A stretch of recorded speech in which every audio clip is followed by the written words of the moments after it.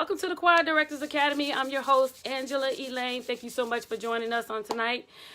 We have a topic that has been brought up to me. I touched on it a little bit last week, and so I'm going to try to expand it a little bit on this week. Those of you on YouTube, I don't want to forget about you. Please hit the subscribe button and let your friends know that I'm on. Thank you all so very much for subscribing to my channel. It's getting bigger and bigger every week. I really appreciate it. It lets me know that people are listening, and I'm helping and I'm blessing somebody with my little nuggets of knowledge that I learned over the years. Hey there, Don. I appreciate you all tuning in and joining in with me. Thank you, Mother Bernice. Oh, she said she made it on time. Thank you for joining in with us. I was thinking about the go-to list, and I think every minister of music, let me use the term choir director, because we have so many different people listening and watching the show. And usually in the African American church, when we say choir director, it just means somebody standing there moving their arms. We associate a person who is over the entire music department as a minister of music.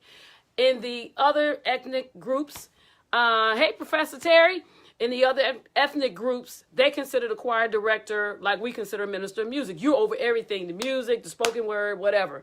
You over the entire music department. Is your responsibility to make sure that it is successful. Last week we were talking about how to regroup after a failed performance, and I mentioned about having a go-to list. I talked about it a little bit, and some people wanted me to expand it a little bit more. Really not that much to expand, but I said I would do a little show on a very quick, simple show on this.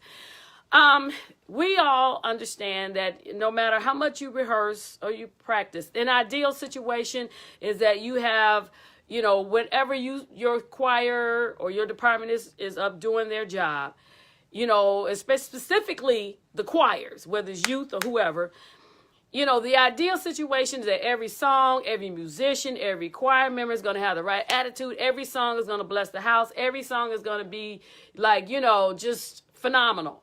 And we all know that is not the case. No matter how much you practice or whatever, that song that you think is going to really do it for you, do it and bless the house, ends up being a disaster sometimes. That's just the way that it is. And that's the way we would like to have it, but we know that's not how it is. And we also know that, as a choir director, it is a difficult job. Hey, Mama Joyce. It's a difficult job because, number one, we wear so many different hats. And I did a show on that, on all of the different things that choir directors have to do. And a lot of times they see us, we're sitting there and they see you and they thinking, oh, you just, whatever song comes to your head, that's what you do. But they don't realize the intent and it's not a stress, but it is a thought process that you go through when you're sitting there. You're not just sitting there, going along with the breeze, so to speak. You're actually working. You're actually thinking. You actually, being a part of the service. And they don't realize that you have sole responsibility for how that department performs. Even though you may not be playing the instrument, you may not be leading the song, but all eyes are on you, and you have to be connected with the Lord in order to be able to pick the right music in order to bless the service. All the times what we may practice on or what we may decide to do, it may appear to be the right thing, but it's not the right song for that moment.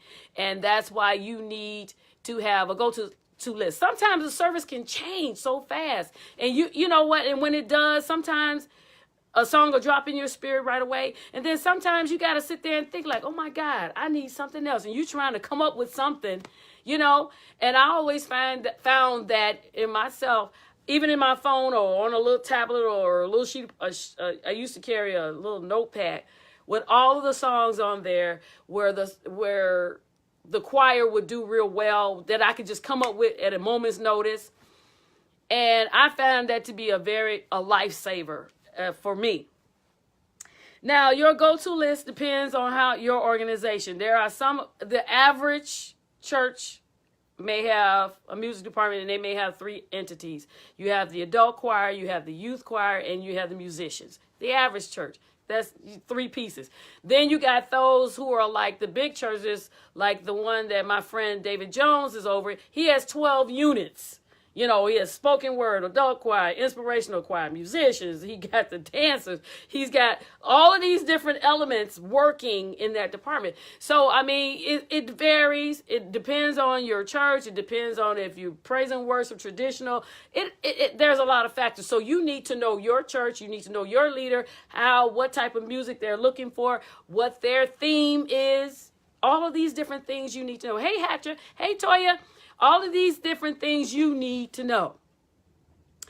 You also need to be aware of the skill sets of the choir. And I mentioned that a couple of months ago, I think I did. But anyway, that you need to understand what your choir is capable of doing. You understand your soloists. Know what they can do. You know, don't try to push them too far. And then, you know, because sometimes, and I know us, and I'm guilty of this myself. Sometimes I can get a song that I think is the right song, and I'm determined to make you get this song. You're going to get this song, you know, and sometimes you can overdo it and mess something up. You know what I'm saying? So, I mean, it's really a lot. I told the person I won't be able to really do it justice in just 30 minutes, but I'm going to do the best that I can.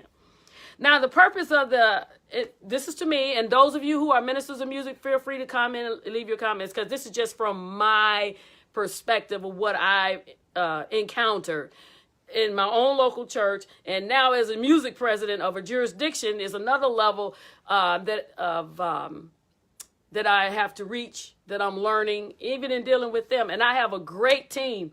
I mean, I really do. They support me. They do whatever I ask, or what I may come up with in my mind, they execute it. And I'm appreciative of them, but it's still another level of excellence that I need to be at in order to usher them and help them get to where they should be.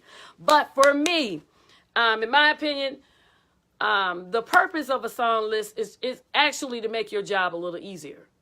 A lot of people, you know, they may not see it that way, but for me, it has always made my life easier. Especially, when, like I said, when there's a shift in the service, and sometimes you may sing a song and the pastor's looking at you like, no, that's not hitting it. I need something else. And I mean, my pastor does it. You know, if I pick a song and I'm thinking it's good, he'll look at me and be like, one more song. You're like, Jesus, I thought we did good. You know, and he's just like, no, give me enough. Well, you know, you got to obey the pastor.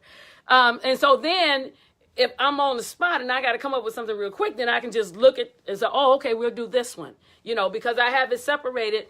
This is me. I know I might be extending it too far, and it's up to you if you accept it. But I have my song list broken down into 3 segments. I have my slow songs, I have my medium songs, and then I have my fast songs. Within those categories, I have it where I have the songs that are like fail safes. I don't care when we see them, sing them, it doesn't matter. I can get the entire church to be the choir at that moment. So I have those up here, you know, and then I have the other ones at the bottom that more or less relate to, you know, they're good songs and they do the job, but it depends on the people. You know what I'm saying? It depends on the choir and how they're looking. You know, and that's another thing a lot of directors don't do.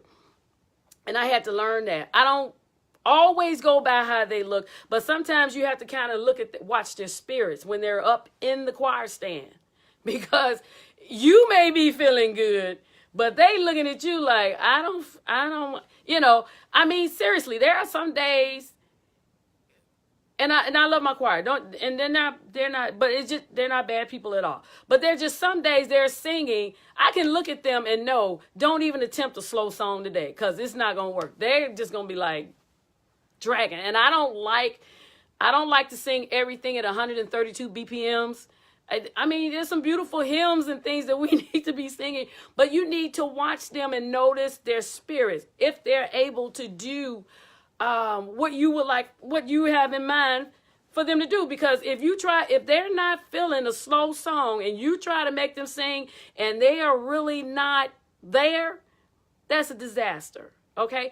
But anyway, back to the list. That's how I separate it. So when my leader looks at me and he's like, do something else. And you got something else? Then I can immediately look at the list. I'm watching them. I'm looking, and I can pretty much tell, oh, let me get this song out. Or, even sometimes with my choir, when I look at them and they're not quite there, then what I do is pick one of those songs on the high list that they make the church mother get up and join the choir. Perfect. Everybody in the church becomes the choir, and it ushers in another spirit. So that's why, for me, it's more. It could be a little theoretical, but that's the purpose for me. It helps me in the midst of immediacy. Okay.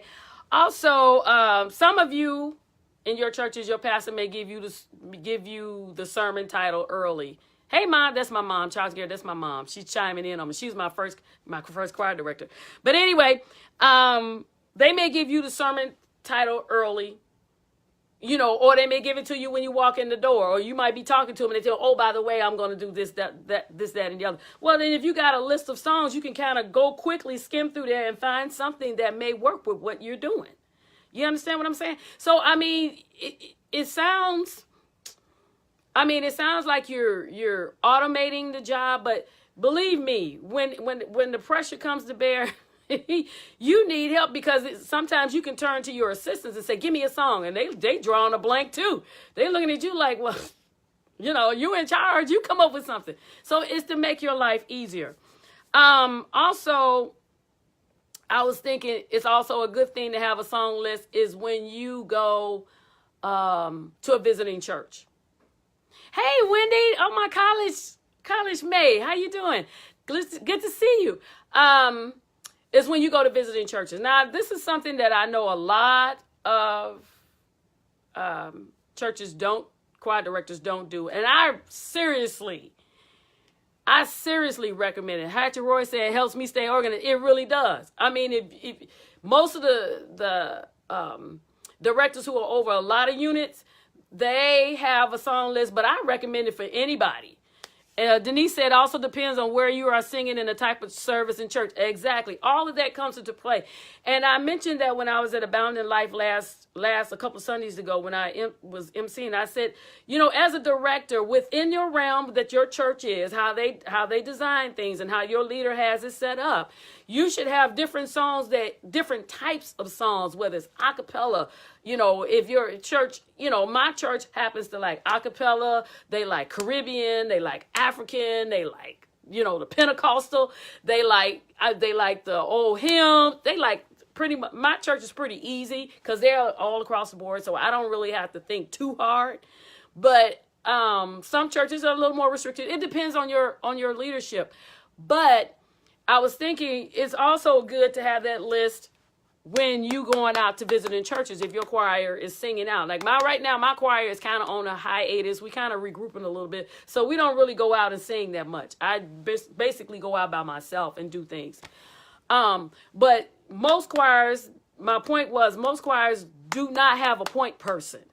And what I mean by that is when you're going to a visiting church, you have to anticipate that whatever these popular songs are, they're going to be sung before you get up there. So generally, one of my choir members will be there first, and they will hear the songs that are being sung. I usually try to get there early, but it doesn't always work. So somebody will be there and they'll hear the songs that everybody is singing, because if you're the first choir, if you're hosting, you get to sing whatever you want to sing, basically. And if you're trying to sing what's popular or what's on the market now, then you're going to be sitting there lost, not knowing which way to go. That is another reason why I came up with that song list. You don't know where to go. It's like, oh my God. So you should have a list sitting there where you already know what songs they can sing when they're under pressure. Because when they walk in and they hear everybody singing the latest, and your choir wants to sing the latest, but everybody, that has already been done, you got to have something. Not from a competitive point of view, but you need something that your choir is comfortable singing, that when they get up there, they're going to do a good job. They're comfortable enough with it that they can sing and not be intimidated by somebody that's up there. Hatcher Roy said, that's a great idea. I'm going to implement that. Which part you talking about, Hatcher? But I have that person, to tell me, they say, oh, well, they saying this, and that. Okay, so while we sitting there in the service, that takes pressure off of me. Then I can just sit there and watch the service. because you don't want to sing something that's just like way off from where everybody else. You don't come from the left. Even though it may be a musical, you don't want to do that. You want to kind of stay in the vein. I sit there and I watch the service. Now, if everything is jumping off, then I'm going to find something on that list that kind of goes along with what they're doing. Okay? If the service is kind of slow, then I'm going to sing some, okay, let me get something with a bump to it, so that we can kind of help elevate the service. That's the point person, exactly. That's my purpose. When I go, I try to sing something that helps the service. I'm not trying to, for me, it's not about competition or anything. It's just I want to help the service. So that's a reason for it. And then it's good when you have your list separated to the point that it's not, you have all kinds of songs on there, because somebody needs to sing the old songs and bring them back. Somebody needs to sing a hymn. Somebody needs to do an a cappella. Somebody needs to do something different. If we all come there singing the same up-to-date songs, and because we get to the point when a new song comes out, we beat that horse to death. Everybody sings it. And I generally don't. That's my rule of thumb. I generally don't sing the song because everybody else sings. Now, I got it in my repertoire. I have reviewed it with the choir. They know it. I don't really have to review too much. They're good enough that they can just catch the song and run. They know it. And if we sing, if they, like sometimes some musicals, they sing a mass choir. Well, they can get up there and hold their own. But I won't sing that song out. By the time I do it, it's old news to everybody. And it's kind of like they sitting there looking at you like, I ain't heard that in a long time. Well, get right. So develop your song, mix it up. I guess that's what I'm suggesting, that you mix it up. Don't have it all up-to-date stuff. Go back and, go back and get those old songs from Benny Cummings, the Thompson Community Singers, LA Mass Choir, Mississippi Mass. Go back and get the old songs and bring them forward. I did that in a workers' meeting. I was working with one of my regional teams, preparing, because I set mine up regionally. Hey, Dontre, I set mine up regionally so that I don't have to do all of the work. And it worked out pretty good. In our workers meeting, I had region 1, 2, 3, and 4, and they handled the music on each night. But one of the nights they were kind of struggling a little bit. So, me being the music president, I'm not going to sit there and let you struggle. I'm going to step up and help you, because I want every region to look good. Not just my night comes out good. No, I want everybody to look good. I don't want anybody to think that you're out there lost. Denise says it also helps with singing the same song repeatedly. Exactly. And, so I just lost my thought when I read her comment. I just lost my thought. Isn't that crazy? I just really lost my thought just that quick. Hatchie, you did this to me. Or was it Denise? I just really lost my thought just that quick. But you should have a whole list of different songs so everybody can sing something different. That was my point. There are so many great songs to sing. And I did that in the workers' meeting. Thank you, Jesus. I did that in the workers' meeting. I went and got one of the old songs. We pulled one of the old songs, Do Not Pass Me By. Douglas Miller, Do Not Pass Me By. Okay, we did that. And that just like woke up the whole service. And then it dawned on me, let me go back and get all of these old songs and bring them. That's all right, Denise, I love you. Bring all of these old songs back. Go and get those. Because everybody is into the new stuff, which is, which I love, the new guys coming out and they got these new songs. But it's something when you go back and get the old choir songs, because then a lot of the people, like for me, I may be the music president, but a lot of the people that were in the choir coming along when I was in the 80s and the 90s, they're sitting in the audience. They're on the other side. They may be higher officials now. You get all of them singing. When I direct, I get all the preachers in the pulpit. I get the bishop. I get everybody in the church singing. And they just like, you know what I'm saying? So, have your list full of songs that inspire people, that you just make everybody get up and sing. I can't sing. People tell me all the time, they're like, I can't sing, but I can make a joyful noise. But when you got a mass of 300 people singing, it's not about, you hear, it's enough of you with harmony that can sing and cover up those who are really just making a joyful noise. Okay, that's what we can do. Dontre say, I just did that in my rehearsal last Thursday. Exactly, bringing those songs back. Hatcher is correct. We need variety. Yes, we do. And it's like and that, to me, that builds a musical. You know, when you have different songs from different eras, and it makes everybody feel a part. Everybody can't get with the latest bumps. I mean, I still got a lot of youth left in me, but the youth need to know what we learned in the past, which has carried our forefathers and our foremothers through. So we need to bring that, add all of those songs to your go-to list. And you know what?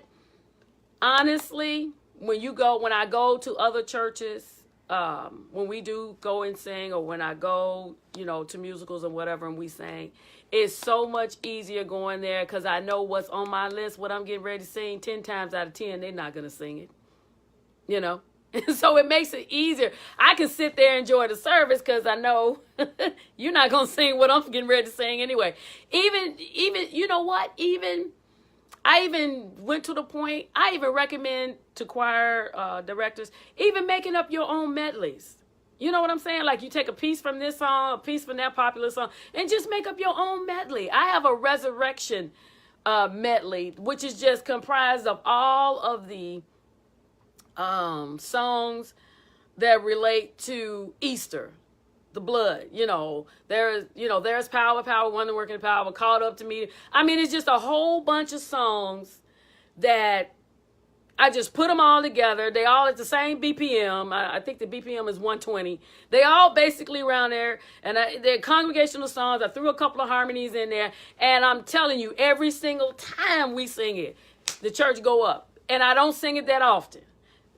Please, when you get a song on your list that takes off, put it on that go-to list and don't sing it. That sounds crazy, but really, don't sing that song too often. Okay? Let it become one of those, like, on a cold summer day, all of a sudden we get a scoop of ice cream and it's like, oh, you know what I'm saying? Let that song be that way, because as a choir director, your job is to watch the service. So when I'm sitting there and my service is looking kind of dry, when my service is looking kind of dry, then I kind of like shift the song and be like, let's sing something else. You know what I'm saying? That's part of your job. A lot of people don't realize it's part of a choir director's job, but it is. And also have your soloists. Have those couple of people that you can throw a song at them and they can take it and run like they've been singing it for 50 years. You need all of that accessible to you. Professor Tim said, I never have a problem. I have a set that works every time. Bingo. Don't you have to send it to me? I need something new this year. You're gonna take my song and work with it. But yeah, have your soloists. Know everybody in your group. Know what they can do. Know their strengths, their weaknesses. It's so much to this. It really is. But that list will be your savior. You can't, because you get to the point, there's so many songs out here and you can't remember everything in your head, because at that time when they call you, you can't, sometimes you can just jump and run, but then sometimes you kind of like need to flip the page and look a little bit and say, Lord Jesus, help me, give me the right one. You flip that page, there it is. You know what I'm saying? So it's just an act of being prepared. You need to be prepared for your job. Just like you prepare for your job at work. Being a choir director really is a job. I know all of us don't get compensated for it, but it is a true job. It is a passion. You need a passion for music and for people in order to do this job, because it'll wear you out. Honestly, I'm just being truthful. It will wear you out. But there is so much joy and gratification that you get when you do the job. Even when, the song comes out halfway right, you're happy about it. But also, on the flip side of that, for those songs that may not come out exactly the way you want them to, you can convert them over to a go-to list song. You just have to know how to do it. Because I have some songs that maybe a couple of years ago were not people would be sitting in church looking at me like, really? that what you that what y'all singing today? When they get through singing, you hear a pin fall, But in working with it, or maybe changing the beat, or maybe adding a few words, or maybe twisting, maneuvering the song around a little bit, now it has become a go-to song that we can sing, and you see everybody, like, oh, okay, and it's one of those on the list that I can't sing. But you know what? Over time, and I'm sure a lot of you will understand, over time, you will develop a confidence in what you do. Now, I can admit to that. When I first started, I didn't always have a confidence in what I did. I would direct a song, and I would just stay right in this little realm. I was nervous about it. I'm like, oh, well, it didn't come out too good. I'm not going to do it anymore. I was very timid about it. But over time, through so many bloopers and mistakes, I learned to just, you learn to just parachute right on through there. Stormtroop right through that song, and like, okay, next time we'll do something else. You know what I'm saying? Over time, you'll develop a confidence in yourself. And that confidence will come through, will show, and the choir will develop confidence in you. And even if the song don't go right, they know she gonna come up with a plan anyway. Because my choir, one while, they were saying I was notorious for doing that. I would just make up words because I couldn't remember the words, so I would just make up stuff. Or I would just make up a song. We'd be sitting there singing, and I just started making up. And so what happened was, when we would get with other choirs to do the mass song, my choir would be singing one word, and everybody like, what are you singing? And they were like, well, that's what she taught us. And I'm like, oh. I said, okay. And I would tell them, I said, I just made up something just to get you through. But it worked. You have to improvise. Sometimes you have to just be creative. Let your creative juices flow. So get your songs, let it just flow. Sometimes it works, sometimes it don't. Sometimes it's a trial and error thing. Sometimes it flops, sometimes it rises, sometimes it's great, sometimes it's not. That's just part of the job. But you learn how to just smile and say, hey, I messed up, y'all. Sorry. That's me. When I direct at my own church, or even when I'm directing the jurisdictional choir, if I make a mistake, I'm sorry, y'all, I just messed up, and I laugh about it. And they think that's part of a lot of times they think that's part of my plan. I'm like, no, that just happened. I just learned myself, and I learned that things happen, and I just make the best of it. That's all.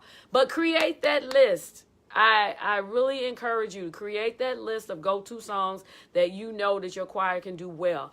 Make it a variety list. Go back and get some of the old songs, bring them forward. You'd be surprised what that will do to a congregation when you go old school on them. The new stuff is good. I sing it, we sing it as well, but it's nothing about those old choir songs and old hymns and things that you can bring forward. You can even do, sometimes we may sing the old school way first and then add the new school on behind that. It's so many different things you can do, but you can't be afraid to try it. Work with it, practice on it, and work with it. And don't be afraid to try it. Sometimes you got to mix it up. Make it interesting. You know what I'm saying? You don't want to just be humdrum and sing it the same way over and over and over. You start losing people. But when you have because we know that God created music, and he deposited in each of us in a different way. And we all, no matter how many notes there are, we all hear it differently. We all play it differently. Okay? And that's the beauty of it. So don't be afraid to allow your creativity to come alive and use it. Don't be afraid. You know what? You'd be surprised when you do that. Like I said, when I was, I kept it in the little box. But then when I started allowing that creativity to come out, the choir really got with me. And it was fun for them because when they come to rehearsal, they have no idea what I'm going to do. They were like, and even now when we have rehearsal, they're like, okay, she told us to learn these songs, but this is not how we're going to sing it. She going to make up something else. You know what? But it makes it interesting for them because then they don't know which way you're coming from. So that makes them have to watch you. That makes them have to watch you and stay with you. Hey, Betty. Hey, Uncle Pete. My uncle joined in. Oh, my goodness. My Uncle Pete. Oh, my goodness. Hey, Lady Darnice. But seriously, that's what you need to do. And you will find that it would be something that would be very beneficial to you. And it will take some of the stress off of you. And I also do recommend that when your choirs go out, get a point person. Make sure job, you know what? And that point person really don't have to be in the choir. They don't have to be a person that knows music. All you want them to do is tell me the songs that they sang before I get there, so that I have, whatever I do. And then also that gives other people something to do, because everybody doesn't necessarily have to sing. But give it to somebody, and you'll be surprised. They'd be so glad to do that. Oh, sure. And they had that list for you when you walk in the door. They tell you, here you go. There are so many different things you can create for people in your department to do, and that's not where I was trying to go. I'm just trying to get you to get a go-to list, which will help you tremendously in your department. So I hope I helped that person and gave them a little more insight into why you should have a go-to list. And I hope whatever I said was beneficial to each of you in some form or fashion. Kind of helped me, because now I need to go back and redo some things myself. Thank you all so much. That's all I got. That's all I have tonight. I think I'm kind of short. My time was I'm really short on tonight. Please, thank you all for joining me on tonight. And again, thank you all so much. I love you. Keep me in your prayers that I keep going and keep helping people all around the world. Thank you all so very much. Love y'all. Peace.